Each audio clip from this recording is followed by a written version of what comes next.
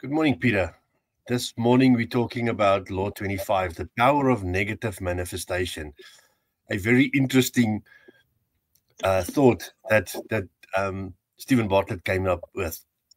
And it almost, when I started the first bit, it almost looked like it was a negative chapter that contradicted the previous three chapters where we said no plan Bs, etc., etc. But if you go into detail, it is actually quite awesome what he's done here. He talks about a pre-mortem method as well, where you set the stage and you forward to your failures on this journey that you're taking to get to wherever you want to get to. Then you brainstorm the ideas and you share in discussion and you develop contingency plans. So really what he's saying is, think about everything that could go wrong now and start mitigating those risks by doing something about it so that nothing can stop you from living intentionally. So I love that. I thought it was wonderful. And he talks about embracing duality of thought, balancing positivity with negativity. And by doing that, this equips us with wisdom, fortitude, and foresight to forge a more successful path forward.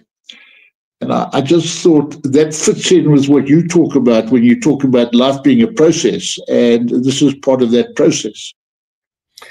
Yeah, Peter, I've got this lens on where I say life is a process and I see everything through that. And what this chapter has really taught me, or this law has taught me, is to say there needs to be a lot more, let's call it intention in the process. So let me try and make it a little bit practical. If we focus on human beings, and the process is that I want to become, let's say, the CEO of a company. One of the things that's going to have to happen before I get there is I'm going to be able, or I'm going to need the skills to get on a stage and start speaking as well. So I think there's a lot of things that will not be present for me to be a successful CEO. So if I use that example and I think about it, what are the things that can go wrong for me to be a positive or a very great CEO?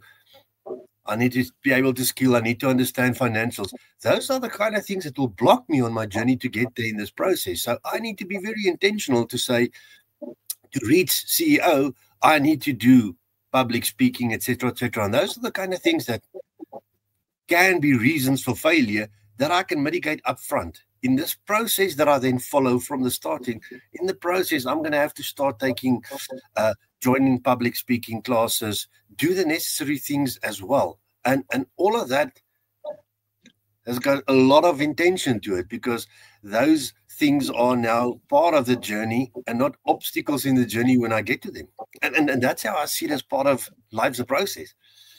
Yeah, no, wonderful. And I just think the challenge to our listeners is to pose the question is, what is stopping you from living a life of intention?